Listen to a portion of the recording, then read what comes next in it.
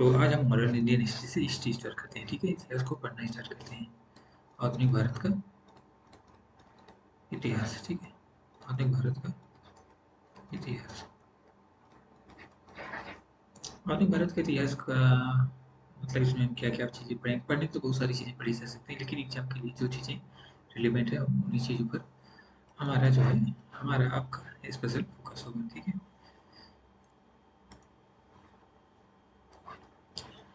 तो बात आती है यहाँ पे हमने लिखा है कि मॉडर्न इंडियन इंडियन हिस्ट्री। यहाँ पे तीन शब्द, मॉडर्न है, इंडियन है, हिस्ट्री है।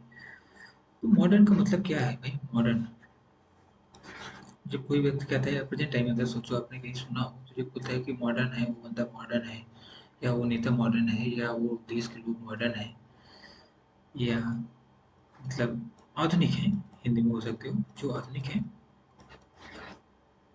इसका मतलब क्या है। और इंडियन का मतलब तो आप लोग जानते हैं, इंडियन मतलब भारतीय। ठीक है, इसकी हम अभी बात कर रहे हैं। ठीक है, हिस्ट्री का मतलब होता है जो पास्ट है। ठीक है, पास्ट है क्या? पास्ट में सारी चीज़ें हम इम्पोर्टेंट है? नहीं, पास्ट में वो चीज़ जो ह्यूमन से रिलेटेड है उसकी बात यहाँ पे करेंगे। हिस्ट्री, यहाँ पे हम ह्यूमन से रिलेटेड हिस्ट्री पढ़ेंगे। ठीक है, स्पेशली हम लगभग 1750 से बोल सकते हो कि शुरू करेंगे। ठीक है, मानव से रिलेटेड। ठीक है, इतिहास हम पढ़ेंगे। ठीक है, मानव, भारत भारत समाज है, भारत का जो समाज था, भारत की इकोनॉमी, जो पॉलिटिक्स, सोसाइटी, तमाम चीज़ें हम पढ़ेंगे इसके अंदर। हमारा सवाल सबसे बड़ा ये है कि मॉडर्न का मतलब क्या है। मॉडर्न का मतलब यहाँ पे ये है, जैसे हिस्टोरिकल कंटेक्स्ट में हम बात करें। ठीक है, तो कंटेक्स्ट का मतलब होता है कि किसी संदर्भ में किसी बात को हम बोलते हैं ना। तो मॉडर्न का मतलब कई जगह हो सकता है, हर जगह अलग अलग हो। ठीक है, जैसे अगर कोई अगर यहाँ पे मैंने बोला कि हिस्टोरिकल कंटेक्स्ट है, हिस्टोरिकल कंटेक्स्ट मतलब इतिहास के संदर्भ में मॉडर्न का क्या मतलब है। लेकिन यही मॉडर्न का कंसेप्ट कॉन्सेप्ट जो है ज्योग्राफी में जो होगा वहाँ पे अलग होगा। लेकिन यही जैसे फिजिक्स में बात करें, फिजिक्स सब्जेक्ट में, तो वहाँ पे मॉडर्न का मतलब डिफरेंट होगा, क्योंकि वहाँ पे मॉडर्न फिजिक्स में दूसरी चीज़ें पढ़ाई जाती हैं। तो मॉडर्न जैसे ही कंटेक्स्ट में, यहाँ पे हिस्ट्री की कंटेक्स्ट में मॉडर्न का मतलब होता है कि मॉडर्न वैल्यूज। ठीक है, मॉडर्न वैल्यूज, मॉडर्न वैल्यूज का मतलब क्या होता है? वो वैल्यूज, वैल्यूज का यहाँ पे मतलब कि वैल्यू मतलब जिस चीज़ को इम्पोर्टेंस देते हैं, जिस चीज़ को महत्व देते हैं, लाइक मॉडर्न वैल्यूज क्या है। ठीक है, मॉडर्न वैल्यूज को ही बेस करके हम बोलते हैं कि मॉडर्न इंडियन हिस्ट्री है। ठीक है, मॉडर्न वैल्यूज में है इक्वालिटी है। ठीक है, इक्वालिटी है, समानता। मॉडर्न में समानता बोली जाती है कि सारे के सारे पृथ्वी पे जो भी इंसान है, सारे के सारे लोग समान हैं। या अगर हम पर्टिकुलर इंडिया की बात करें, कि यहाँ पे जितने भी लोग पाए जाते हैं, लगभग 140 करोड़ इस समय है हमारे देश में, तो सारे के सारे लोग बराबर हैं। ठीक है, उनमें कोई भेदभाव नहीं करना चाहिए, जात के आधार पर, रंग के आधार पर कोई भेदभाव नहीं करना चाहिए। और प्लेस ऑफ बर्थ मतलब जन्म स्थान के आधार पर हमें भेदभाव नहीं करना चाहिए। ठीक है, ये मॉडर्न वैल्यूज है। हालांकि हम वैल्यूज का कितना इंपॉर्टेंस देते हैं प्रैक्टिकल लाइफ में, रियल लाइफ में, ये बात अलग नहीं, लेकिन कॉन्सेप्ट यही है, इक्वलिटी मतलब सारे के सारे इंसान बराबर हैं। फिर यहाँ पे ह्यूमन राइट्स की बात होती है। ठीक है, ह्यूमन राइट्स की बात होती है। ह्यूमन राइट जैसे मानव अधिकार जो है, ये कॉन्सेप्ट जो है पहले मिडिवल हिस्ट्री में या एंशिएंट हिस्ट्री में सब सारी चीज़ों को हम नहीं पढ़ते थे। अगर आप लोगों ने थोड़ा बहुत किसी ने अगर इतिहास पढ़ा हो, तो आपने ध्यान दिया होगा कि वहाँ पे इन सब चीज़ों की चर्चा नहीं होती, क्योंकि ये मॉडर्न कॉन्सेप्ट है। ठीक है, उसी प्रकार हम बात करते हैं, मॉडर्न का मतलब होता है वुमन को लेकर। ठीक है, महिलाओं को लेकर। ठीक है, महिलाओं को लेकर जो बातें होती हैं, एंशिएंट मीडियल में लगभग ना के बराबर, एंशिएंट में थोड़ा बहुत होते थे, लेकिन मीडियल में लगभग ना के बराबर। लेकिन मॉडर्न में महिलाओं को भी माना जाता है कि मेल पार्ट के बराबर ही है। ठीक है, मेल फीमेल जो है लगभग दोनों बराबर ही हैं। ठीक है, पॉलिटिकल फील्ड में, इकोनॉमिक फील्ड में ये लोग बराबर ही हैं। और फोर्स बोल सकते हो कि, और जो ट्रांसजेंडर है, थर्ड जेंडर है, जो एलजीबीटी कम्युनिटी है, इनको लेकर भी तो तमाम चीज़ें, इनके अधिकारों को लेकर बात उठाई, ये भी मॉडर्न वैल्यूज हैं। ये तो सोसाइटी कंटेक्स्ट में हो गया। अगर हम बात करें पॉलिटिक कंटेक्स्ट में, ठीक है, पॉलिटी के, तो पॉलिटी में अगर हम डेमोक्रेसी की बात करें, ठीक है, अगर हम डेमोक्रेसी की बात करें, तो डेमोक्रेसी जो है मॉडर्न कंसेप्ट है। डेमोक्रेसी पहले नहीं था, पहले था कि राजा का बेटा, राजा का बेटा, राजा का बेटा, राजा का बेटा राजा बनेगा, जब तक वो पूरा वंश ही खत्म ना हो जाए या साम्राज्य खत्म ना हो जाए, तब तक राजा का बेटा, राजा का बेटा राजा बनता रहेगा। ठीक है, उसमें कोई दूसरा व्यक्ति राजा नहीं बन सकता, कितना भी टैलेंटेड हो, कोई मतलब नहीं है, राजा का बेटा ही राजा बनेगा। उसको हम बोलते हैं कि राजशाही थे, ठीक है, किंग वाला सिस्टम था। लेकिन डेमोक्रेसी में कोई भी आपके पास टैलेंट है तो आप बन सकते हैं, ठीक है। डेमोक्रेसी के बाद यहाँ पे दूसरा पॉइंट बोल सकते हो रूल ऑफ लॉ। यहाँ पे बोल सकते हो कि रूल ऑफ कलर चेंज करते हैं उसको, तो रूल ऑफ लॉ, ठीक है।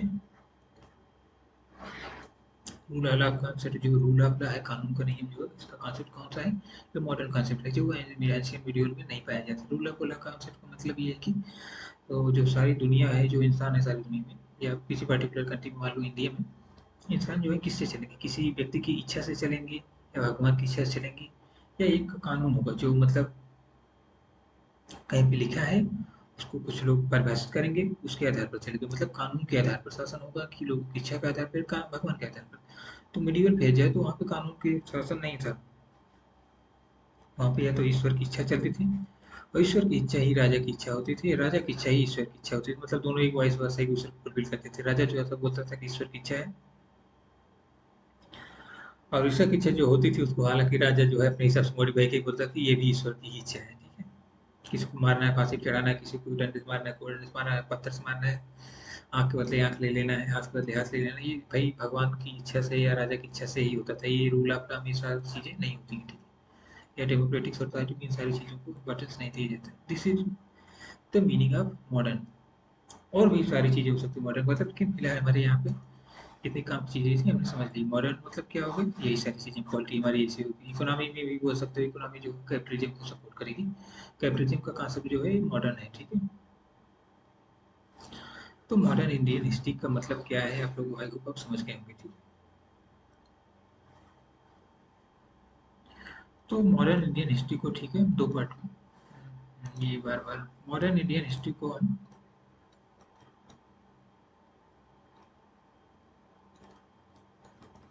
मॉडर्न इंडियन हिस्ट्री, ठीक है,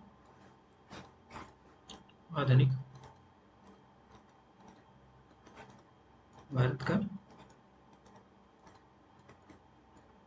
इतिहास, ठीक।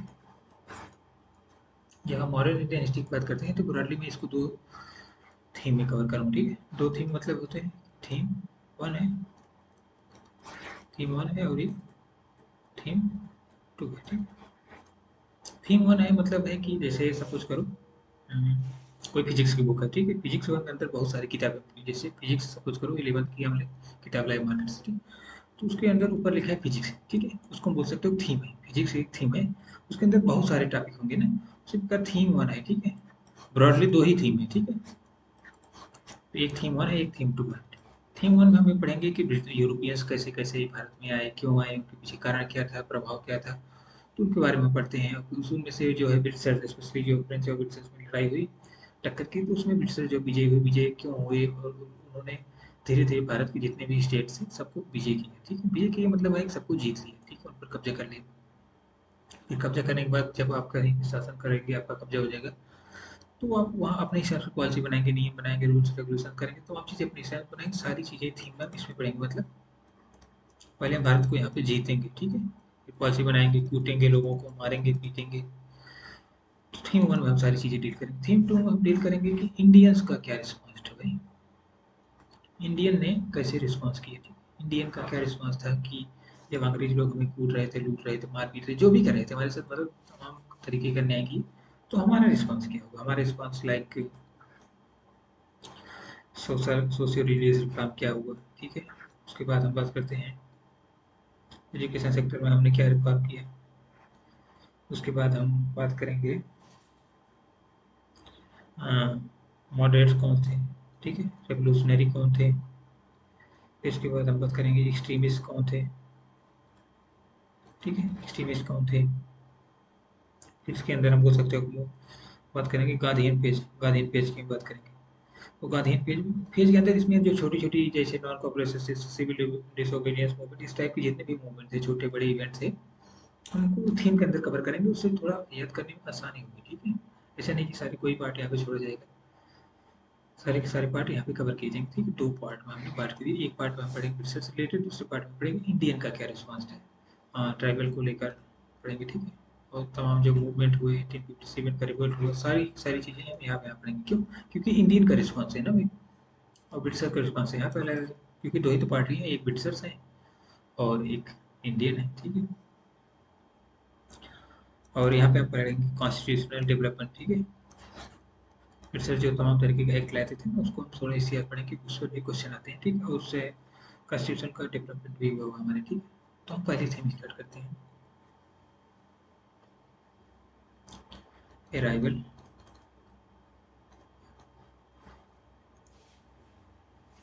अराइवल ऑफ यूरोपियंस, ठीक है। यूरोपियन का जो है भारत में आगमन क्यों हुआ,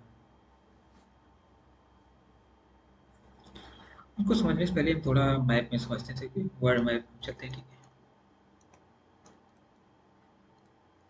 वर्ल्ड मैप, सब कुछ करो, ये यूरोप है, ठीक है, और ये अफ्रीका है, ठीक है, और ये वेस्ट एशिया है। सब कुछ करो, बाकी का पार्ट ये एशिया है, तो ये इंडिया है। सब कुछ करो, यहाँ पे इंडिया है। हमने क्या बोला, यूरोप है। यूरोप में यहाँ पे यूके है, ठीक है। यहाँ पे स्पेन है, यहाँ पे नहीं, यहाँ पे पुर्तगाल है, यहाँ पे स्पेन है, यहाँ फ्रांस है, यहाँ जर्मनी है, यहाँ इटली है, ठीक है। और यहाँ पे यूके है, और जिसको हम बोलते हैं ब्रिटेन भी है, ठीक है। तो यहाँ पे ब्रिटेन है, उसके बाद ये अफ्रीका है, ठीक है। ये अफ्रीका है, ये वेस्ट एशिया है, ठीक है। और यहाँ पे इंडिया है, और ये सब सारा इंडियन ओशियन है, ठीक है।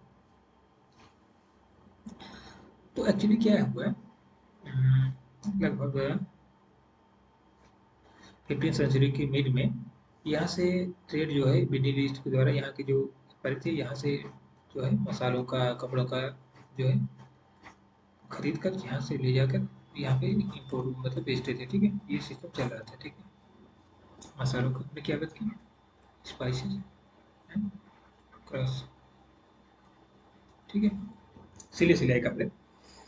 तो मसाले और क्लास को जो है यूरोपियन को किसके द्वारा बेचा जाता था, यूरोप, मिडिल ईस्ट में, मिडिल ईस्ट या वेस्ट एशिया की कंट्रीज में जो वहाँ पे ट्रेडर्स थे के द्वारा वहाँ पे बेचा जा रहा था। ये सिस्टम जो एंशिएंट वीडियो से चलता रहा है, ठीक है। लेकिन क्या हुआ, 1453 के आसपास, ठीक है, 1453 के आसपास, 1453 के आसपास यहाँ पे एक नया एम्पायर जो है, नया एक वंश का जो है एक्सपेंशन होना शुरू हुआ, ठीक है। ठीक है, उसका धीरे धीरे धीरे धीरे धीरे धीरे उसका प्रभाव क्षेत्र बढ़ने लगा, ठीक है, जिसको हम ऑटोमन साम्राज्य बोलते हैं, ठीक है। ऑटोमन साम्राज्य था। तो धीरे धीरे उसका प्रभाव क्षेत्र बढ़ता गया। तो एक्चुअली उससे हुआ क्या, तो जो वेस्टर्न यूरोप था, वेस्टर्न यूरोप मतलब ये वाला पार्ट जो यहाँ पे कंट्री लिखे है, ये वाले पार्ट, तो इनके लिए जो है चीज़ें महंगी होती चली गई, ठीक है। महंगी होती चली गई, तो उनको लगा कि हमें जो है भारत से अल्टरनेट की खोज करनी चाहिए, ठीक है। एक रूट तो ये था, एक रूट तो ये था, ठीक है, जहाँ से हमें व्यापार होता था, ठीक है। एक रूट ये था। इस रूट पे यहाँ जो है नए रूलर आ गए, तो ये ट्रेड बाधित हो गया। अब ये समझ नहीं आया कैसे नए नए रूलर आ गए, ट्रेड बाधित कैसे हो गई, इसको ऐसे समझ सकते हो कि अभी जैसे इजराइल फिलिस्तीन का युद्ध हुआ था, ठीक है। इजराइल फिलिस्तीन, इजराइल फिलिस्तीन या इजराइल हमास का युद्ध हुआ था, ठीक है। उसमें से फिलिस्तीन हमास का जो एक सपोर्टर बोल सकते हो कि उनकी आइडियोलॉजी को सपोर्ट करने वाला एक देश है यमन, उसमें रहने वाले कुछ हूथी लोग हैं, ठीक है। अब हूथी लोगों ने क्या किया, वहाँ से जो उसकी नीचे से एक क्या नाम है, पतला सा एक पानी का गलियारा है, ठीक है, वहाँ से लोग शिप जाती थी, लोगों की शिप जाती, कंट्रीज की शिप जाती थी, उन्होंने उस पर अटैक करना शुरू किया, ठीक। अब उससे क्या हुआ, ट्रेड बाधित हुआ। तो ट्रेड जो है, जैसे अगर किसी न्यूज़ पेपर में ध्यान दिया होगा, तो ट्रेड यहाँ से होने लगा। पहले ट्रेड यहाँ से होता था, ठीक है, अभी के प्रेजेंट घटना बता रहे हैं, यहाँ से होता था, लेकिन अब ट्रेड यहाँ से होने लगा। उसी प्रकार जब ऑटोमन का एम्पायर, एम्पायर का राज्य राइज हुआ, ठीक है, ऑटोमन जो एम्पायर था यहाँ पे राइज हुआ, तो वो लोग जो है इस प्रकार की एक्टिविटी करने लगे, ठीक है, मारपीट मतलब जो भी हो। तो उससे यहाँ पर ट्रेड बाधित हुआ, तो इससे यहाँ के लोगों को इस टाइप से मतलब रास्ते की खोज की, और यहाँ से भारत में 1498 में, 1498 में लैंडमार्क एक माइलस्टोन डेट है। पुर्तगाली जी ने सबसे पहले, यहाँ पर पुर्तगाली ने यहाँ से जो है यहाँ तक आए, फिर अफ्रीका के केप ऑफ गुड तक, केप ऑफ गुड तक, यहाँ से फिर यहाँ तक है, ठीक। ये सिस्टम बना हुआ था। आई होप आप लोगों को समझ में आ गया। मैंने क्या बताया कि एंशियंट काल से, मिडिवल काल से ट्रेड चलता रहा था, लेकिन सडनली जो है 1453 के आसपास ऑटोमन साम्राज्य का एक राइज हुआ, ठीक है। वेस्ट एशिया राइज होने से जो है वेस्टर्न यूरोप कंट्रीज का इंटरेस्ट जो है प्रभावित होने लगा, उनको चीज़ें महंगी मिलने लगी। तो उन्होंने सोचा कि अल्टरनेटिव मार्केट खोज करनी चाहिए, तो उन्होंने जो है इस तरीके से यहाँ से खोज की थी। और उसका एग्जाम्पल मैंने बताया कि हूथी जो है प्रेजेंट कंटेक्स्ट में अभी के हाल में हूथी ने जैसे ट्रेड जो है यहाँ से प्रभावित कर दिया था बम मार के, बम गोला मार के, तो लोग यहाँ से ट्रेड करने लगे, शिप जाने लगे, ठीक है। यहाँ से बंद कर दी, तो उसी प्रकार यहाँ से जो है बाटों में तो एम्पायर का राइज हुआ, तो ट्रेड यहाँ से होने लगा, ठीक है।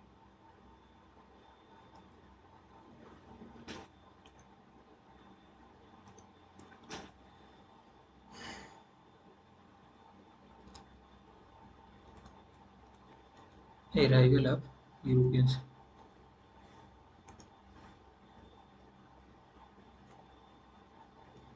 अराइवल ऑफ यूरोपियंस को, ठीक है। अराइवल ऑफ यूरोपियंस में थे तो गाली आए, ठीक है, ब्रिटिश आए, फ्रेंच आए, हालैंड के लोग आए, नीदरलैंड के लोग आए, ठीक है, इस टाइप के सारे कंट्रीज के लोग आए, ठीक है। तो हमारा अभी का फोकस है, ब्रिटिश पर फोकस करेंगे और फ्रेंच पर फोकस करेंगे, ठीक है। और इन्होंने यहाँ पे जब आए तो ठीक है, यहाँ पे आए तो ये लोग अपने ट्रेडिंग सेंटर जो है यहाँ पे सेट करते थे, ठीक। यहाँ पे ट्रेडिंग सेंटर से एस्टेब्लिश करते थे, ठीक। यहाँ पे अपना इन्होंने क्या एस्टेब्लिश किया, ट्रेडिंग सेंटर यहाँ।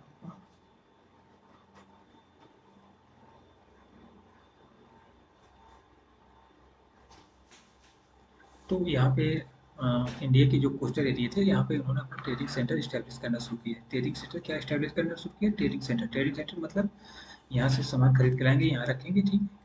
एक प्रकार का घर बोल सकते हो। यहाँ पे सामान खरीद के लाएंगे, इस प्रकार से यहाँ से ले जाएंगे और सी पे लोड करेंगे, फिर एक्सपोर्ट करेंगे। यही काम सारे लोग कर रहे थे।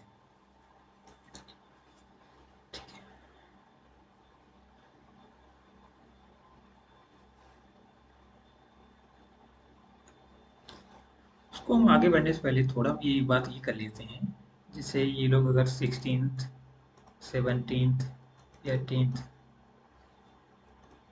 सेंचुरी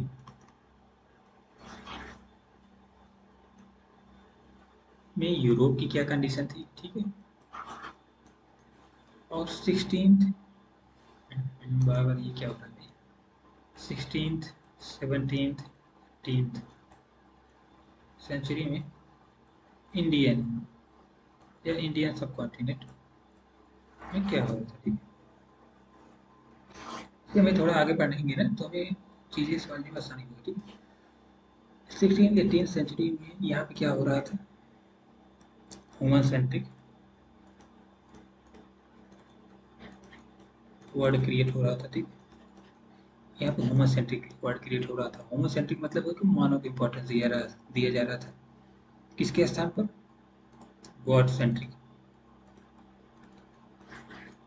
मतलब इसकी वैल्यू खत्म हो रही थी, इसकी वैल्यू राइज हो रही थी। गॉड सेंट्रिक होने का मतलब है कि इस धरती पर जो भी कुछ हो रहा है, अगर आप बीमार हैं, आपके पास धन नहीं, संपदा नहीं, आपके पाप पुण्य, जो भी गलत चीजें आपके साथ हो रहा है, उसका कारण जो है भगवान है, ठीक है। आपने पिछले जन्म अगले जन्म जो भी कुछ गलत किया उसकी वजह है भगवान सारे काम कर रहे हैं। तो इसकी भी आपको करते चाहते हैं तो आपको कुछ पैसे देकर यूरोप में जो सही धर्म था वहां से आप उससे मुक्ति ले सकते हैं। इस प्रकार बोल सकते हो कि धर्म एकदम डोमिनेट कर रहा था, ठीक है, यूरोपियन सोसाइटी में। बट उस समय जो 16th 18th सेंचुरी में वहाँ पे जो है ह्यूमन सेंट्रिक वर्ल्ड जो है डेवलप धीरे धीरे शुरू होगा। उसके बाद यहाँ पे बात होने लगी रैशनलिज्म की, ठीक है, तर्कवाद की, ठीक है, तर्कवाद की। तर्कवाद का मतलब क्या है कि लोग तर्क करने लगे, भाई आपकी बात हम क्यों मानेंगे, जैसे बोल रहे हैं कि भूत होते हैं, ठीक है, सब कुछ करो भगवान होते हैं, बोल रहा है कोई। या बोल सकता है कि अ, नज़र लगने, जैसे इंडिया बोलते हैं नज़र लगने की होती है, नजर भी लगती है, ठीक है। आपको पाप नहीं कर रहे हो नहीं तो आपको ये दंड मिलेगा, ठीक है। आपको ये काम नहीं करना चाहिए, आपको इस नदी में नहीं नहाना चाहिए, या आप ये चिट्ठी ले लीजिए, आप ये पासपोर्ट बनवा लीजिए, आपको जो है मुक्ति मिल जाएगी। इस टाइप की तमाम चीज़ें वहाँ पे, मतलब अंधविश्वास, लूट खसोट, मतलब जितने भी प्रकार के क्राइम सोच सकते हो, सारी की सारी चीज़ें यूरोप में भी अवेलेबल थी। लेकिन जब तक हुआ तो वहाँ पे इस सेंचुरी में 16th 17th 18th सेंचुरी में हुआ तो लोग तर्क को ज़्यादा वैल्यू देने लगे, तो ये सारी चीज़ें जो है कम होने लगी थी।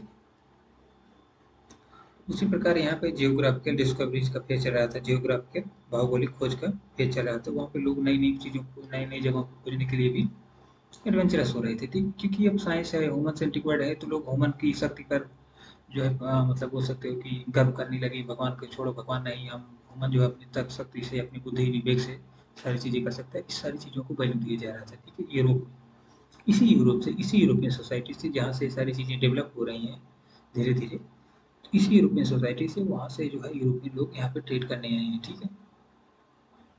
अब सोच सकते हैं कि एक बंदा है यहाँ से, जो लोग आ रहे हैं ट्रेड करने, कितने मतलब वेल हो रहे हैं। अभी इसको हम आगे यहाँ देखते हैं।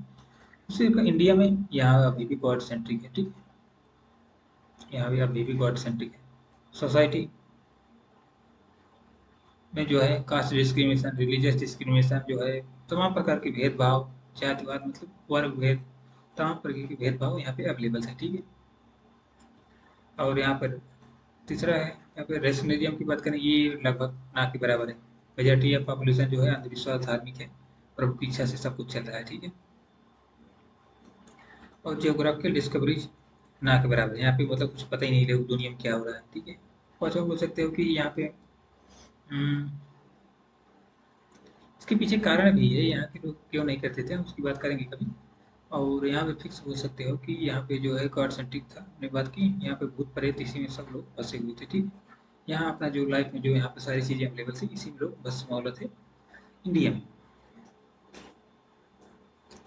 और यहाँ पर पांचों पॉइंट में ये बोल रहा था कि यहाँ पे जो कास्ट सिस्टम है ना, कास्ट सिस्टम जो है एक प्रकार का परमानेंट लेबर अवेलेबल करता है, क्योंकि पर्टिकुलर कास्ट को पर्टिकुलर काम करना है, तो उसकी वजह से यहाँ पे कुछ लोगों का काम फिक्स था, ठीक है। इसलिए हमें ज़रूरत नहीं पड़ती थी इनोवेशन करने की, नई नई चीज़ें बनाने की, या इनोवेशन करने की, कुछ भी हमें बनाने की ज़रूरत ही नहीं पड़ती। हम क्यों मशीन बनाएं, क्यों हम पानी वाली जहाज़ बनाएं, क्यों हम नहर बनाएं, रोड बनाएं, जो चल रहा है चल रहे। तो क्योंकि सारे लोग जैसे पालकी में आ जा रहे हैं, तो जाने दो, क्यों हम कार बनाए, जहाज़ बनाए, क्यों बनाए भाई। क्योंकि काम करने वाले लोग हैं, तो काम आप जहाज़ें, मशीनें या जो भी है, कोई भी टेक्नोलॉजी तब बनाएंगे जब आपको ज़रूरत होगी, क्योंकि आपको उसको बाकी करने वाले लोग नहीं होंगे। जब लोग करने वाले हैं, तो आप क्यों बनाएंगे भाई। इसलिए एक पालकी में हम्म, एक पालकी हो गई, उसमें राजा रानी जो भी बैठे हैं, 10 लोग इसको ढोने वाले हैं, 10 लोग आगे, 10 लोग पीछे। तो भाई कोई मशीन क्यों बनाएगा भाई, कार क्यों बनाएगा। जैसे डिजाइन अगर बोलो कार बन जाए, तो कार क्यों बनाएगा, क्योंकि ये ढोने वाले लोग हैं, तो कार की जरूरत नहीं। तो 1670 एटीन जो यूरोपियंस आ रहे हैं, जो भी यूरोपियंस आ रहे हैं, वहाँ पे उनकी विचारधारा देखो किसी से प्रभावित है कंपेयर टू इंडिया। और यहाँ पे राष्ट्रवाद की भी फीलिंग थोड़ा बहुत थी, ठीक है, भाषा के आधार पर। और यहाँ पे वो भी मिसिंग थी, कम से कम लगभग 17वीं सेंचुरी, 18वीं सेंचुरी के हाथ तक लगभग मिसिंग ही थी। कोई जैसे राष्ट्रवाद नाम की चीज़ नहीं थी इंडिया में, ठीक है। इंडियन स्टेट्स में वो लोग आपस में ही फाइट करते हैं, ये लोग भी आपस में फाइट करते हैं, लेकिन यूरोप के लोग में जैसे फ्रांस के लोग अपने आप को मानते हैं हम एक हैं फ्रेंच भाषा के आधार पर। यूके के लोग वहाँ पे इंग्लिश के आधार पर मानते थे। इटली के लोग इटली भाषा को वहाँ पे आधार पर बोल सकते हो कि मानते थे कि हम एक हैं। उस प्रकार पोर्तुगीज थे, उनकी भाषा के आधार पर तमाम चीज़ें लोग एक प्रकार के राष्ट्रवाद का मतलब है कि एक होने की फीलिंग, मतलब हम सब एक हैं, इस टाइप की फीलिंग को हम राष्ट्रवाद बोलते हैं, ठीक है। तो इसी कंटेक्स्ट में यूरोप से जो है ब्रिटिशर्स जो है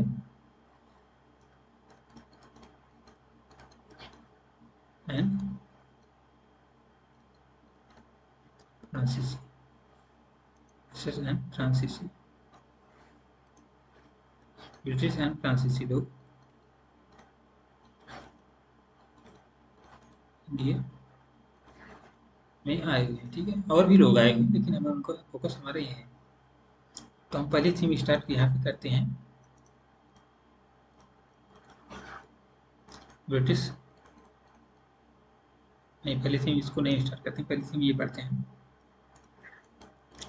इंडियन स्टेट्स कौन थे, ठीक है। इस समय 18वीं सेंचुरी में जब ईस्टर से यहाँ पे युद्ध लड़ाई होगी, जब इनकी बीच इसको होगी ना, उसको समझने से पहले हम ये जान लेते हैं कि इस समय इंडिया में स्टेट कौन कौन है।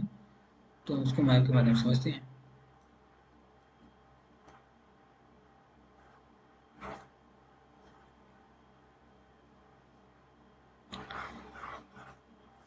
यहाँ पे एक बंगाल स्टेट पाया जाता था, ठीक है, बंगाल। यहाँ पे एक बंगाल स्टेट था। तो इसमें कौन कौन से स्टेट शामिल थे प्रेजेंट के। प्रेजेंट का पश्चिम बंगाल है, बांग्लादेश है, उड़ीसा, बिहार, उतना बड़ी स्टेट को हम बोलते थे कि एक स्टेट था, उसका नाम बंगाल था। ठीक है, काफ़ी समृद्ध, काफ़ी रिच स्टेट था। बोल सकते हो कि उस समय जितने भी स्टेट थे सबसे समृद्ध ये था, बंगाल था। फिर उसके बाद यही उड़ीसा यहाँ से है। ठीक है, उसके बाद यहाँ पर एक स्टेट पाया जाता है कर्नाटक। ठीक है, कर्नाटक, कर्नाटक स्टेट पर यहाँ पे एक मैसूर एम्पायर इमर्ज होता है। ठीक है, फिर यहाँ पे हैदराबाद एक स्टेट इमर्ज होता है था। यहाँ पे कौन था, मैसूर थी। ठीक है, और यहाँ पे अभी छोटे छोटे बड़े थे। ठीक है, अभी लाइक तंजावर था, और यहाँ पे त्रावणकोर था। ठीक है, त्रावणकोर यहाँ पे तंजावर। ठीक है, और यहाँ पे जो है मराठे थे। ठीक है, मराठे, यहाँ पर सिंध था, सिंध नाम का स्टेट था। ठीक है, यहाँ पे पंजाब था। ठीक है, यहाँ पे कौन था, पंजाब स्टेट था। ठीक है, और यहाँ पे यहाँ पे अवध था। ठीक है, यहाँ पे दिल्ली थी। ठीक है, यहाँ पे जाट थे। ठीक है, रोहिला थे, इसी टाइप की छोटे बड़े स्टेट थे। ठीक है, और यहाँ जम्मू कश्मीर ही जानते हैं आप लोग। तो इस टाइप के भारत में जो राज बटे हुए थे, ये जितने भी राज्य आपको दिख रहे हैं ना, इन राज्यों में अगर हम कॉमन फीचर की बात करें, यहीं पे अगर हम लिख लें, मोस्ट ऑफ द में सक्सेशन डिस्प्यूट थे। क्या था, लगभग सारे के सारे राज्यों में सक्सेशन का डिस्प्यूट था, सक्सेशन को लेकर प्रॉब्लम होती थी। मतलब ये है कि कई सारे लोग, जैसे राजा की पोस्ट एक ही है, इसके कई दावेदार हैं। ठीक है, इनके बीच कंपटीशन होता था कि इनको लगता था हम राजा बनेंगे, इनको लगता था हम काबिल हम राजा बनेंगे, इनको लगता था हम काबिल हम राजा बनेंगे। P1, P2, P3, P3 चार लोग हैं। ठीक है, P4, P3, P2, P1। P1 को लगता है कि मुझे राजा बनना चाहिए, P2 को लगता है मुझे राजा बनना चाहिए, P3 को लगता है मुझे राजा, P4 को लगता है, और भी हो सकते हैं, कम भी हो सकते हैं, मतलब एक से ज़्यादा दावेदार है, इसलिए इनके बीच में कॉन्फ्लिक्ट चलता रहता है। ठीक है, फिर दूसरा है फैक्शनलिज्म, मतलब तो गुटबंदी। कई लोग राजा बनना चाहते थे, तो इस ये जो राजा का दरबार होता था, कुछ लोग इस पार्टी को सपोर्ट कर रहे हैं, कुछ लोग दूसरी पार्टी को सपोर्ट कर रहे हैं, इस पर गुटबंदी बन गई। ठीक है, गुटबंदी का फीचर बन गया था। ठीक है, फीचर भी पाया जा रहा है। तीसरा है, और यहाँ पे जो इनके वेपन सिस्टम थे, ठीक है, जो हथियार, गोला बारूद, तोप थे, ठीक है, वो काफ़ी नियमित के थे। जितने भी स्टेट हैं सारे के सारे लोग, जो वेपन थे, हथियार थे, तोप थे, गोला बारूद, सारे सारे निम्न क्वालिटी के थे। निम्न क्वालिटी के थे किसकी तुलना में, यूरोपियंस की तुलना में की क्वालिटी कम था। एब्सोल्यूट टर्म नहीं, रिलेटिव रूप में यूरोपियन की तुलना में इनकी वेपन्स की क्वालिटी जो है काफ़ी डाउन थी। उसका एग्जाम्पल है जैसे इंडिया, प्रेजेंट इंडिया में बहुत सारे वेपन है जो चाइना की तुलना में, यूएस की तुलना में क्या है, लो ग्रेड है ना भाई। अगर लो ग्रेड नहीं होती तो हम कहाँ से इंपोर्ट करते, फ्रांस से क्यों राफेल इंपोर्ट कर रहे हैं, यूएसए से क्यों खरीदे हैं, हमारे पास वेपन नहीं है ना, इसीलिए तो खरीद रहे हैं। उसी प्रकार यहाँ की जो स्टेट थी, इनकी जो वेपन्स थे काफ़ी कमजोर थे। ठीक है, उनकी यूरोपियन की तुलना में। और नेक्स्ट पॉइंट अगर हम चौथा पॉइंट बोले, इन स्टेट का जो आपस में था, जो जैसे ये स्टेट है, ठीक है, ये आपस में ही फाइट करते रहते थे। ठीक, और मराठे इसमें सबसे आगे थे। मराठे जो है, मराठा को बोल सकते हो सबसे झगड़ा था, यहाँ से लेके यहाँ तक सारे से झगड़ा था। ठीक है, इनका आपस में पड़ती नहीं थी, मतलब एक प्रकार बोल सकते हो कि फाइटिंग थी से। और पांचवा पॉइंट बोल सकते हो कि नेशनलिज्म, राष्ट्रवाद की भावना जो है इनके अंदर मिसिंग थी, कि हम सब एक राष्ट्र हैं, इस टाइप की भावना मिसिंग थी। ठीक है, जबकि यूरोपियंस में उस समय पाई जाती थी। एक पॉइंट यहाँ पे नोट करके समझ लो चाहे, इसमें जो यूरोप है, ठीक है, या पूरी दुनिया है, उसमें फ्रांस, उसको फ्रेंच बोल सकते हो, फ्रेंच एंड ब्रिटिश, ये दुनिया के एक प्रकार से बोल सकते हो कि सुपर पावर, ग्लोबल पावर है। ठीक है, दुनिया में सबसे बड़े चौधरी इस टाइप के हैं। इसका एग्जाम्पल प्रेजेंट से एग्जाम्पल ये है कि यूएसए और चाइना जैसे में दुनिया के चौधरी हैं ना, वो चौधरी बन रहे हैं ना, यूएसए ऑलरेडी चौधरी है, चाइना जो है चौधरी बन रहा है। तो उसी प्रकार फ्रेंच और ब्रिटिशर्स में जो है दुनिया के उस समय चौधरी थे। ठीक है, लगभग 19th सेंचुरी तक, एटलीस्ट मिड तक ये दुनिया की चौधरी बने हुए रहे थे, फ्रेंच और ब्रिटिश। तो ब्रिटिश जो है इसमें नंबर वन पे है, ब्रिटिश, फ्रेंच जो है नंबर टू पे है। ठीक है, ब्रिटिश जो है नंबर वन पे है, फ्रेंच जो है नंबर टू पे है। ठीक है, दुनिया में चौधरी के मामले में इस समय जब भारतीय स्टेट आपस में लड़ रहे हैं, जैसे 1707 में अंग्रेजों की औरंगजेब की डेथ हुई थी। ठीक है, इसके आसपास या अगले सेंचुरी में, उसके अगले सेंचुरी में इनका दबदबा बना हुआ था पूरी दुनिया पे। ठीक है, फ्रेंच और ब्रिटिशर्स के, फ्रेंच जो है सेकेंड नंबर पे थे और ये एक नंबर पे थे, बोल सकते हैं। ठीक है, और पीछे वाले पॉइंट में यहाँ पे चाहे एक पॉइंट और नोट कर सकते हो कि यहाँ पे इनकी नेवी काफी स्ट्रांग थी, ठीक है। और इंडियन रूलर जो है नेवी के बारे में लगभग ना के बराबर ध्यान दिए थे, इनकी नेवी काफी वीक थी, ठीक है।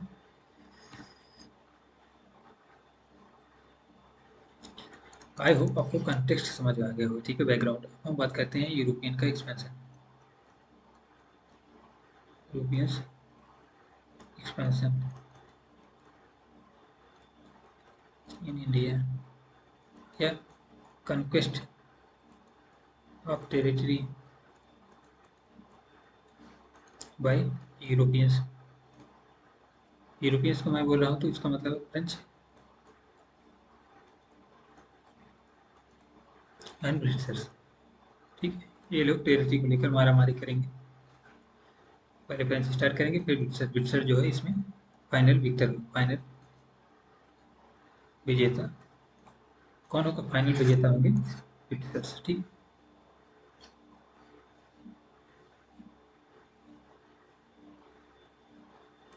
तो यहाँ देखो, यहाँ पे है पौंडीचेरी की जगह है, पौंडीचेरी की जगह, ठीक है।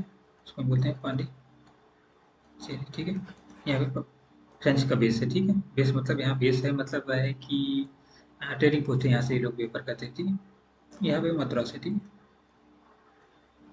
मद्रास है, तो यहाँ से जो है इंग्लिश लोग ट्रेड करते हैं, ठीक है। इंग्लिश का यहाँ पे सेंटर है, ट्रेडिंग सेंटर। ये कर्नाटक है, ठीक है। तो यहाँ से ये लोग ट्रेड करते थे, ठीक है। अब हम बात करते हैं कर्नाटक वॉर्स की, ठीक है। कर्नाटक वॉर्स की ये कब से कब हुए थे? बार बार ये क्या हो रहा है भाई? 1746 से लगभग 1763 के बीच जो है युद्ध हुए थे, ठीक।